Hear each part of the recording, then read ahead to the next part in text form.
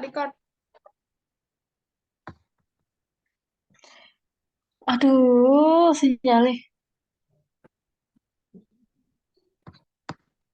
Sinyalnya. Kamu yang salah. Sinyalnya pet. Baik, Assalamualaikum warahmatullahi wabarakatuh. Selamat sore untuk yang terhormat Bapak Kenny Ros dan teman-teman yang berkenan hadir hari ini.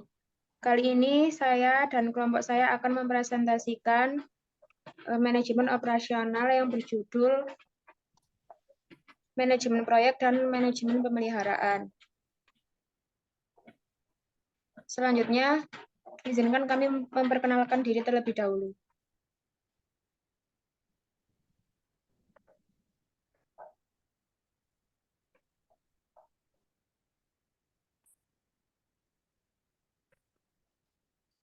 Silakan, Isma. Baik, nama saya Muhammad Akan nama saya Bismat.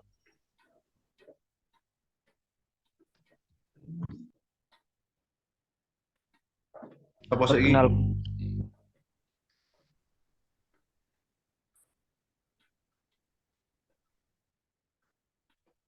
Perkenalkan, nama saya Salsa Bedala Putri Jayanti dengan NIM akhir 613.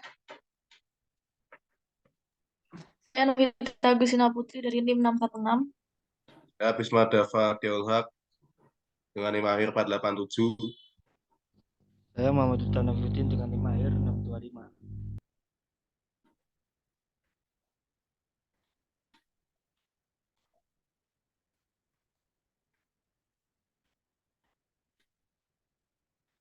Silakan, Novita.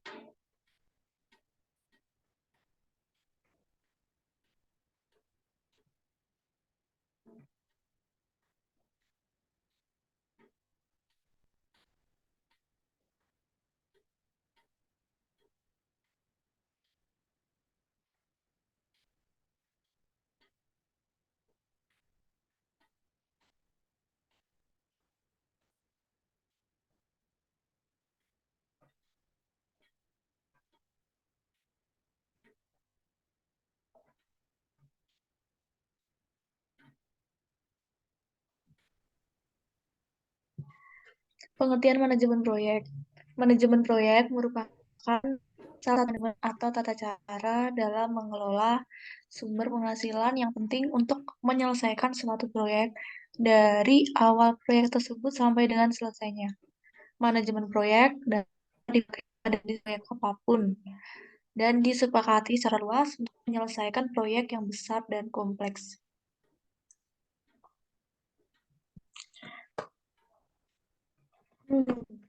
Dalam manajemen proyek tersebut, yang pertama yaitu adanya perencanaan proyek. Proyek bisa digambarkan sebagai serangkaian tugas terkait yang ditujukan terhadap hasil utama. Dalam perusahaan, sebuah organisasi proyek dikembangkan untuk memastikan program tersebut berlangsung dengan lancar. Sebagai salah satu bentuk syaratnya dalam pengorganisasian proyek, yaitu yang pertama, tugas pekerjaan bisa dijelaskan dengan sebuah tujuan yang spesifik dan tenggat waktu. Yang kedua yaitu pekerjaan bersifat unik dan tidak umum yang ada saat ini. Yang ketiga yaitu pekerjaan berisikan tugas-tugas rumit yang memerlukan kemampuan khusus. Yang keempat, proyek bersifat sementara. Dan yang terakhir yaitu proyek mempersingkat lini di antara organisasi.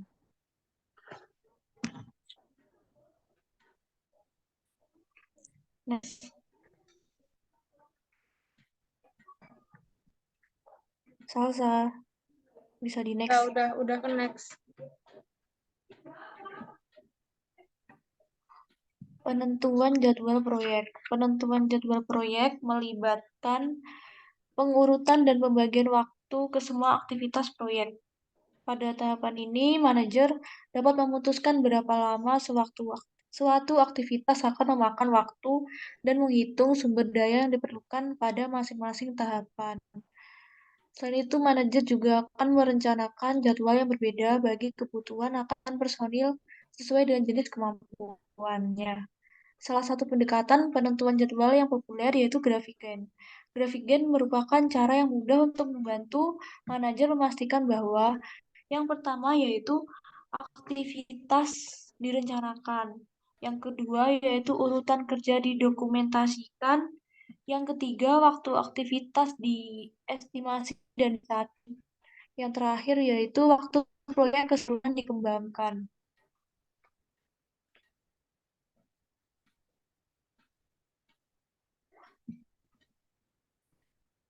Pengertian proyek. Kendali proyek seperti kendali sistem manajemen lainnya melibatkan pengawasan yang ketat terhadap sumber daya, biaya, kualitas, dan anggaran. Kendali ini yang dimaksud yaitu menggunakan sebuah siklus umpan balik untuk merevisi rencana proyek dan memiliki kemampuan untuk memindahkan sumber daya kemanapun mereka yang paling dibutuhkan. Dalam pengendalian proyek ini yang pertama yaitu perincian biaya yang detail untuk masing-masing tugasnya. Yang kedua yaitu kurva total program buruh. Yang ketiga tabel distribusi biaya. Keempat rangkuman biaya dan jam fungsional. Kelima peramalan bahan mentah dan pengeluaran. Keenam laporan harian. Ketujuh laporan analisis waktu dan yang terakhir yaitu laporan status kerja. Next. Kerangka kerja PERT dan CPM. PRT dan CPM keduanya memiliki 6 langkah dasar, yaitu sebagai berikut. Yang pertama, menentukan proyek dan menyiapkan struktur perincian kerja. Yang kedua, mengembangkan hubungan antar aktivitas, menentukan aktivitas mana yang harus didahulukan dan mana yang harus mengikuti aktivitas lainnya. Yang ketiga yaitu menggambarkan jaringan yang menghubungkan semua aktivitas. Yang keempat, menentukan waktu dan atau estimasi biaya pada masing-masing aktivitas. Yang kelima, menghitung jalur waktu terpanjang melalui jaringan. Hal ini disebut dengan jalur kritis. Yang keenam, menggunakan jaringan untuk membantu merencanakan, menentukan jadwal, mengawasi, dan yang terakhir yaitu mengendalikan proyek.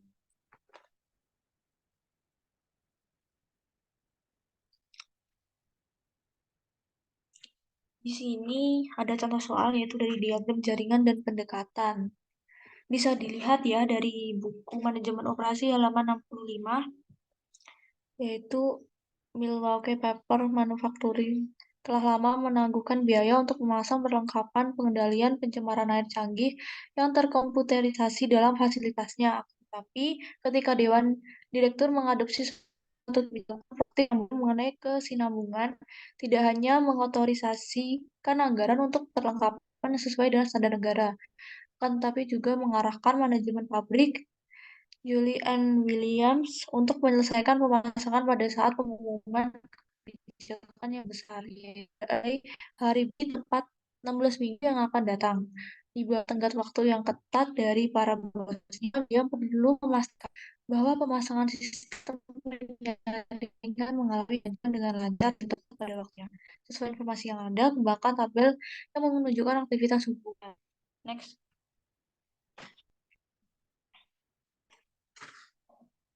Nah, di sini ada aktivitas dan ada yaitu pada tabel ini 3.1 bahwa aktivitas A ini membangun komponen internal. Yang B, instruksi susunan koleksi. Nah, ini pendahuluan langsungnya dari A. Yang D, menuangkan beton dan memasang frame, yaitu sudahnya A dan B. Yang E, membangun alat pembakar yang berkapasitas tinggi, itu setelahnya C. Yang F, memasang sistem pengendalian pencemaran, yaitu setelahnya C juga. Yang G, memasang perangkat pencemaran udara, yaitu setelah D dan E. Dan yang terakhir yaitu H, menginspeksi dan menguji. Ini setelahnya dari aktivitas F dan G. Next. Nah, untuk grafiknya ini, yang pertama kan dari permulaan aktivitas permulaan ini dari A, membangun komponen internal. Nah, setelah yang ini tabelnya tadi sudah ditunjukkan, yaitu C, Berarti setelah A langsung digaris saja C. Karena ada lagi yang A pada bagian D, berarti A-nya ada garisnya ada dua, yaitu di C dan di D. Lalu yang di B hanya satu, yaitu di D, berarti B-nya cuma satu garis, yaitu di D. Selanjutnya begitu sampai dengan yang contoh terakhir ini. Habis C ini pada tabel, yaitu F dan E. Karena di sini pendolan langsungnya kan C, berarti aktivitasnya ini yang E sama F. Garisnya aja ada dua, F sama E. Dan yang D, D ini kan cuma satu, yaitu di G. Berarti garisnya D ada satu di G. Lalu di G ini menghubung langsung ke H yang terakhir. Next.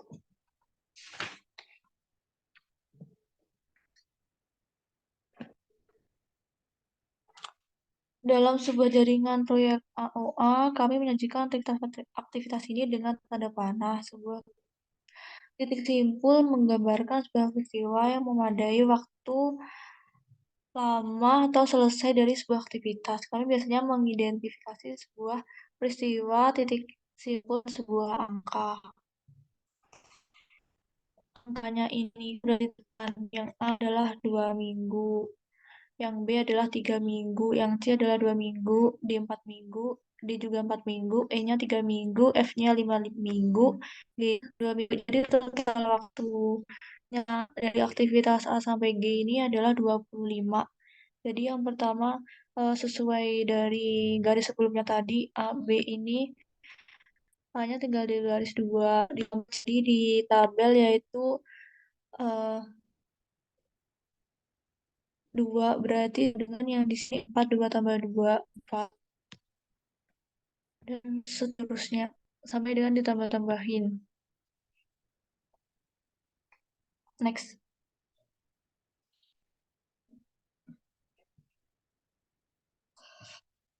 Menentukan jadwal proyek. Seperti yang telah disebutkan sebelumnya, jalur kritis adalah jalur waktu terpanjang yang melalui suatu jaringan.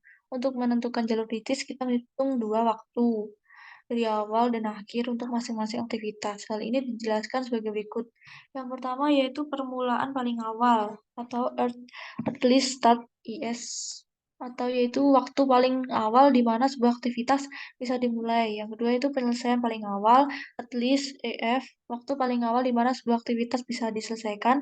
Permulaan paling akhir, at least start LS, waktu paling lambat di mana sebuah aktivitas bisa dimulai sehingga tidak menunda waktu penyelesaian dari keseluruhan proyek. Yang terakhir itu penyelesaian paling akhir, at least finish, atau disingkat dengan LF, yaitu waktu paling lambat di mana sebuah aktivitas harus selesai sehingga tidak menunda waktu penyelesaian dari keseluruhan proyek. Next. Nah, ini adalah disebut dengan grafik lintas depan atau bisa dibuka pada buku manajemen operasi halaman 70 sampai dengan 71. Kan di sini tadi udah ada tabelnya, yaitu yang A 2 minggu tadi yang sampai G2 dengan total 25. Nah, ini kan startnya karena start berarti 0. Dan A ini di tabel 2. Berarti PS-nya A tambah 2 berarti kan 2. Terus yang B 3. B tambah 3 berarti 3. Nah, maksimal dari D ini 2 sampai 3. Karena di D ini tabelnya adalah 4, berarti yang B tadi 3, B di B tadi 3 tinggal ditambahin aja, 3 ditambah 4 sama dengan yang di D jadi 7. Begitu juga sebaliknya pada yang di D. Yang di D tadi menunjukkan tinggal ditambahin aja, 2 tambah 2 berarti yang C adalah 4. Begitu juga seterusnya sampai dengan F. Ditambahin hasilnya dari C tadi 4 ditambah dengan 3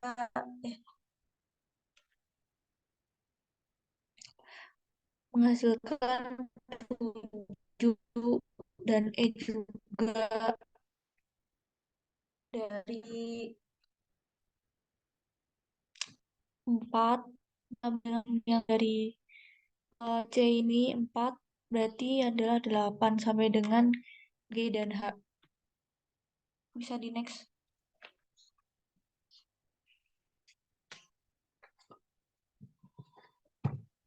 Baik, selanjutnya yaitu variabilitas dalam waktu aktivitas. Jadi ada 3 estimasi waktu dalam PERT. Yang pertama, waktu optimis, yaitu waktu yang akan diambil oleh suatu aktivitas jika sesuatunya berjalan sesuai dengan rencana. Dalam mengestimasi nilai ini hanya ada sebuah probabilitas kecil, yaitu misalkan 1/100, di mana waktu aktivitas adalah kurang dari A. Yang kedua, waktu pesimis adalah waktu yang akan diambil oleh suatu aktivitas dengan mengasumsikan kondisi yang kurang menguntungkan. Dalam mengestimasi nilai ini, hanya ada sebuah probabilitas kecil, yaitu juga sama 1/100, di mana waktu aktivitasnya adalah lebih dari B. Yang ketiga, waktu yang paling mungkin, yaitu estimasi waktu yang paling realistik yang diperlukan untuk menyelesaikan sebuah aktivitas.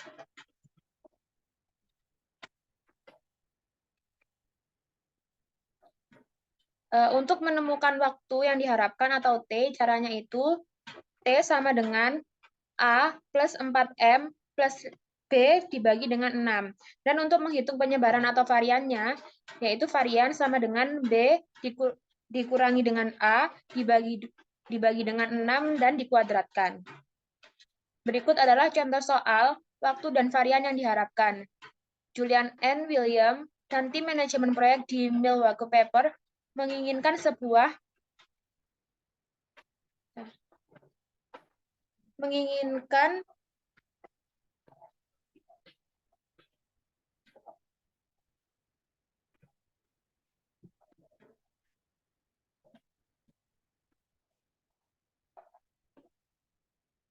sebuah nilai dan varian yang diharapkan untuk aktivitas F, yaitu memasang sistem polusi, di mana A sama dengan 1 minggu, M sama dengan 2 minggu, B sama dengan 9 minggu. Jadi untuk menghitung waktu yang diharapkan oleh aktivitas F, yaitu T sama dengan A plus 4M plus B dibagi dengan 6. Sama dengan A-nya tadi kan 1, ditambah dengan 4, M-nya tadi kan 2, ditambah dengan 9, dan dibagi 6. Hasilnya 18/6, jadi 3 minggu.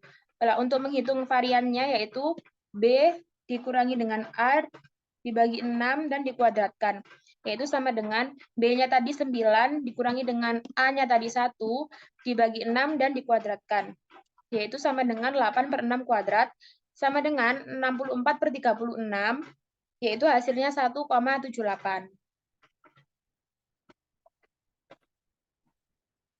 Lalu contoh soal untuk menghitung standar deviasi dan varian proyek. Manajer Milwaukee Paper ingin mengetahui standar deviasinya. Ini bisa dibuka di halaman 82. Jadi untuk varian aktivitas jalur kritisnya itu ada di A, C, E, G, dan H. Dan itu besarnya ada di tabel atas itu, bisa dilihat. Untuk menghitung varian proyek dan standar deviasinya, yaitu tinggal ditambahkan, yaitu 0,11 ditambah 0,11 ditambah 1,00 ditambah 1,78 dan ditambah 0,11. Hasilnya 3,11. Yang menunjukkan standar deviasi proyeknya yaitu akar dari 3,11 sama dengan 1,76 Weeks. Lalu ada contoh soal probabilitas dan penyelesaian proyek tepat waktu. Julian N. William ingin mencari probabilitas yang proyeknya akan selesai tepat waktu atau sebelum tenggat waktu 16 minggu pada hari bumi. Nah, caranya Z, kita mencari Z sama dengan tenggat waktu dikurangi dengan tanggal penyelesaian yang diharapkan, lalu dibagi dengan proyek. Sama dengan 16 minggu dikurangi, maaf ini harusnya 15 minggu, karena tenggat awalnya tadi, lalu dibagi dengan 1,76 sama dengan 0,57.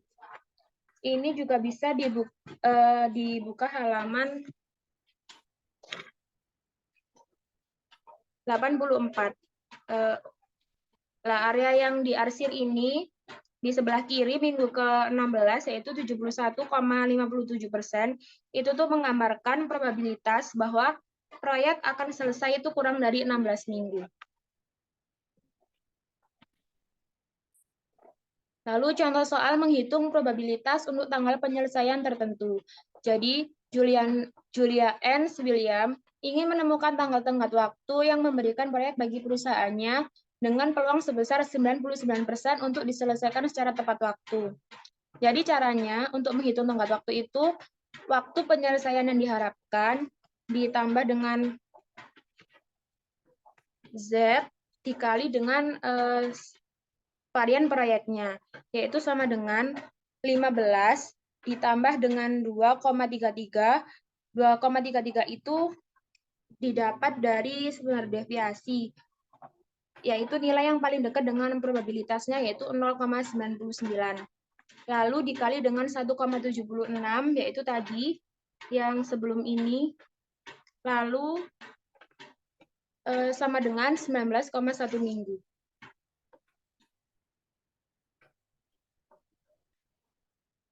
Trade-off dan mempersingkat biaya waktu proyek. Mempersingkat suatu proyek melibatkan 4 langkah sebagai berikut. Yang pertama yaitu menghitung biaya singkat per minggu atau periode waktu untuk masing-masing aktivitas dalam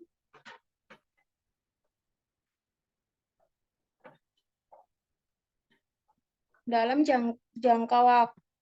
jaringan kerja.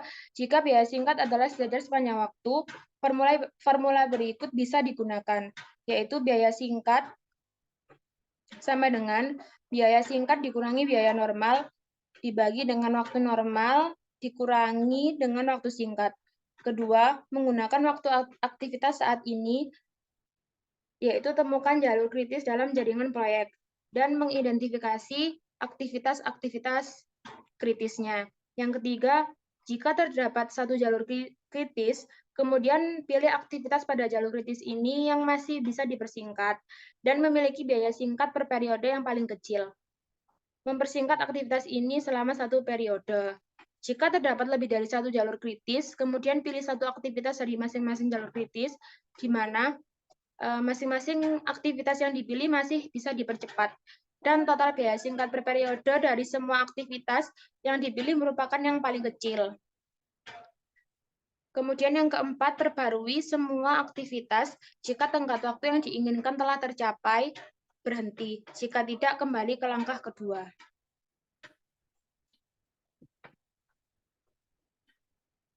Berikut adalah contoh soalnya, yaitu misalkan manajer pabrik Milwaukee Paper Factory telah memberikan waktu hanya 13 minggu dan bukan 16 minggu untuk memasang perlengkapan pengendali polusi yang baru. Seperti yang kita ingat, panjang jalur kritis dari Julie N. William adalah 15 minggu. Tetapi sekarang itu harus menyelesaikan proyek tersebut dalam waktu 13 minggu. Caranya, kita pakai rumus tadi, yaitu biaya singkat per minggu sama dengan biaya singkat dikurangi dengan biaya normal. Dibagi dengan waktu singkat dikurangi dengan waktu normal. Yaitu sama dengan, bisa dilihat di tabel 3.5 ini, bahwa kita pakai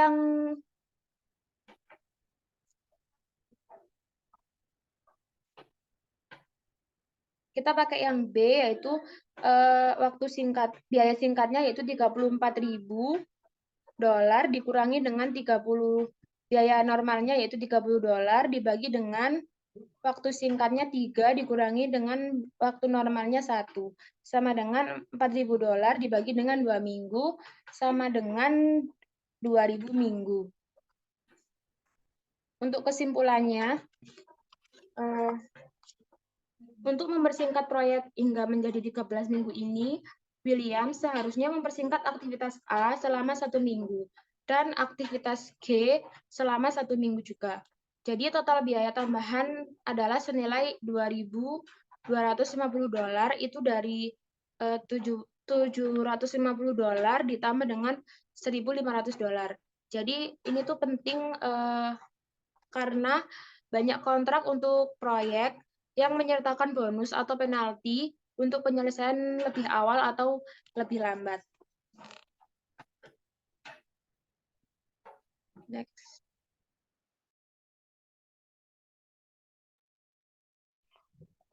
Materi selanjutnya yaitu pemeliharaan.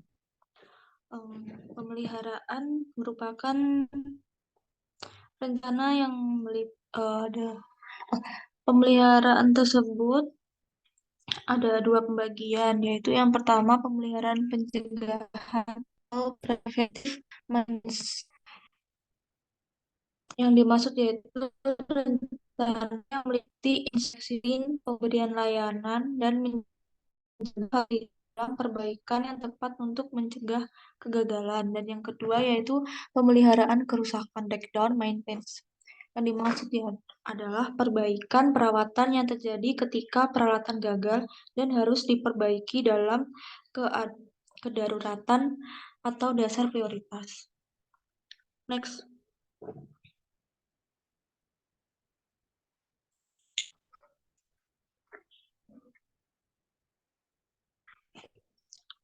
Dalam pemeliharaan tersebut ada mengimplementasikan pemeliharaan pencegahan.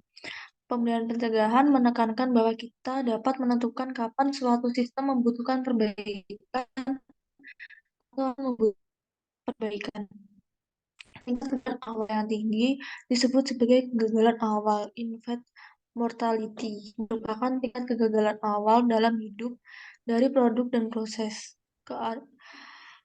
Keandalan dan pemeliharaan merupakan hal yang penting yang sebagian besar sistem manajemen pemeliharaan saat ini terkomputerisasi. Gambar di bawah tersebut memperlihatkan komponen utama dari suatu sistem yang berisi berkas yang harus disimpan dengan baik. Sisi sebelah kiri yaitu berkas pelengkapan dengan daftar suku cadang, pemeliharaan dan jadwal urutan pekerjaan, berkas kumpulan perbaikan yang lalu, persediaan suku cadang, dan yang terakhir yaitu data personal yang berisi keterampilan upah dan lainnya. Dan laporan yang dihasilkan pada sisi sebelah kanan yaitu laporan output. Yang pertama itu laporan persediaan dan pembelian. Kedua, daftar suku cadang pelengkapan. Ketiga, laporan kumpulan data mengenai perlengkapan tahun-tahun yang lalu. Keempat, analisis biaya, yaitu aktual versus standar. Yang terakhir yaitu urutan pengerjaan. Next.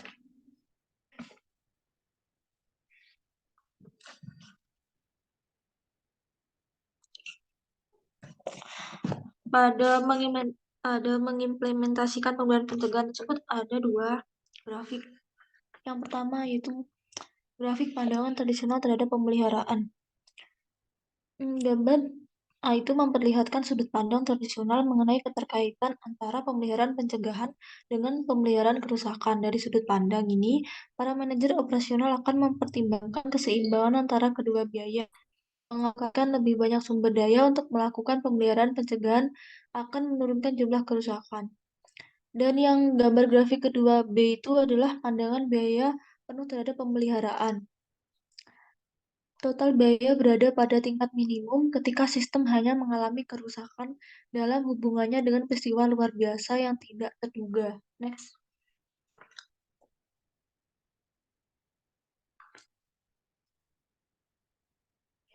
Nah, ini ada contoh soal yang pertama, bisa dilihat di buku manajemen operasi halaman 760 sampai dengan 761. Di situ, suatu perusahaan Harlan dan Halikman, perusahaan berhasil dalam otomatis sebagian besar pekerjaannya dengan mesin pencetak yang memiliki kecepatan tinggi untuk memeriksa pemrosesan dan penyiapan laporan. Lebih dari 20 tahun, mesin pencetak mengalami kerusakan pada tingkat yang telah diidentifikasi pada tabel berikut, yaitu jumlah kerusakannya mulai dari 0, 1, 2, dan 3, dan jumlah bulan saat terjadi kerusakan yaitu dialui dengan 2, 8, 6, dan 4 sehingga mendapatkan total 20. Saat mesin pencetak mengalami kerusakan, Harlan dan Halikman mengestimasi bahwa hal ini akan mengakibatkan kerugian rata-rata senilai dengan $300 dalam waktu produksi dan biaya perbaikan. Salah satu alternatif adalah membeli pencegahan, tetap akan terjadi kerusakan secara rata-rata untuk setiap badan. Next. Untuk menjawab soal tersebut, yaitu langkah pertamanya, dihitung terlebih dahulu frekuensinya. Itu kan tadi jumlah bulan saat terjadi kerusakannya yang 0 itu 2, berarti 2 dibagi 20. 20 dari mana? 20 itu dari total jumlah bulan saat kerusakan terjadi. Sehingga menghasilkan 0,1. Yang jumlah kerusakan pertama yaitu 8 dibagi 20. 8 itu dari jumlah bulan saat kerusakan terjadi. Dan 20 dari totalnya. Sehingga menghasilkan 0,4. Dan seterusnya. Perkiraan jumlah kerusakan itu jumlah dari kerusakan dikali dengan frekuensi yang sesuai. Karena tadi yang 0 itu kan jumlah kerusakannya, berarti 0 dikali dengan hasil frekuensi 0 dikali 0,1 ditambah 1 dari jumlah kerusakan dikali dengan hasil frekuensinya 0,4 ditambah dengan 2 dikali dengan jumlah frekuensinya 0,3 ditambah dengan 3 dikali 0,2 dari jumlah frekuensi jumlah kerusakan 3 tadi, sehingga menghasilkan 0 ditambah 0,4 ditambah 0,6 ditambah 0,6 dengan hasil 1,6 untuk kerusakan per bulan. Langkah kedua yaitu perkiraan biaya kerusakan. Maksudnya yaitu perkiraan jumlah kerusakan dikali dengan biaya per kerusakan. Kan tadi perkiraan jumlah kerusakannya udah diketahui 1,6, berarti tinggal dikalikan dengan biaya per kerusakan di soal tadi senilai $300, sehingga menghasilkan $480 per bulan. Next. Langkah ketiga, yaitu biaya pemeliharaan pencegahan dengan rumus biaya kerusakan yang diperkirakan jika kontrak perbaikan ditandatangani ditambah dengan biaya kontrak perbaikan. Tadi kan biaya kerusakannya 1 kerusakan per bulan, yaitu dikali dengan yang di soal tadi $300 ditambah dengan $150 per bulan, sehingga menghasilkan $450 per bulan. Langkah keempatnya yaitu karena keseluruhan lebih murah untuk menyewa perusahaan layanan pemeliharaan senilai $450 daripada tidak melakukannya senilai $480, Carlton dan Harriman akan menyewa perusahaan jasa. Berarti kesimpulannya, Carlton dan Harriman akan menyewa perusahaan jasa. Next.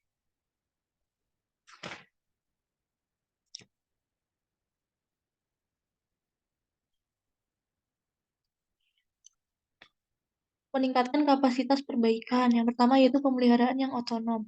Pemeliharaan yang otonom autonomous maintenance, yaitu para operator bermitra dengan personel pemeliharaan untuk mengobservasi, memeriksa, menyesuaikan, membersihkan, dan memberitahukan. Disebut ada gambar, yaitu menentukan bagaimana pemeliharaan akan dilaksanakan. Dari operator meningkat dari sebelah kiri, biaya pemeliharaan pencegahan lebih sedikit adalah lebih cepat dan lebih banyak yang kita pindahkan ke samping kiri. Dan yang kanan itu adalah kompleksitas meningkat. Nah, dari kompetensi adalah lebih tinggi sebagaimana yang kita pindahkan ke samping kanan.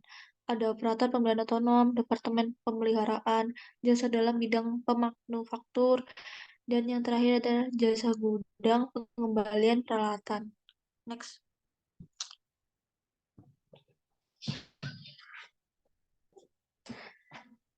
Dalam perbaikan ini yang terakhir yaitu pemeliharaan produktif. Total pemeliharaan produktif atau disebut dengan productive maintenance atau disingkat dengan PPM adalah mengombinasikan manajemen kualitas total dengan pandangan strategis terhadap kendaraan dan proses serta desain peralatan untuk pemeliharaan pencegahan. Total pemeliharaan yang produktif meliputi 4 hal berikut. Yang pertama, merancang mesin yang dapat diandalkan untuk mengoperasikannya mudah dalam pemeliharaannya. Yang kedua, menekankan total biaya kepemilikan ketika membeli mesin sehingga perbaikan dan pemeliharaan akan praktik pelaksanaan terbaik dari operator, departemen pemeliharaan, dan jasa gudang. Yang terakhir, memberikan pelatihan bagi pemeliharaan yang otonom sehingga operator dapat memelihara mesinnya sendiri dan menjalin kerjasama dengan personel bagian pemeliharaan. Demikian materi dari perbaikan dan manajemen proyek.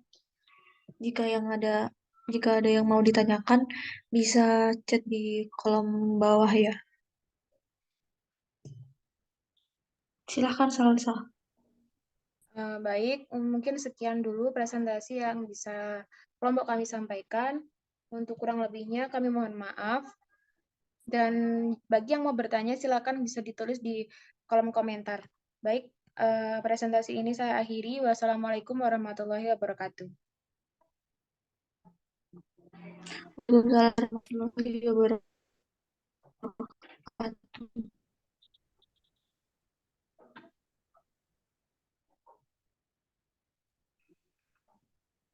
Udah, Ren. Waktunya.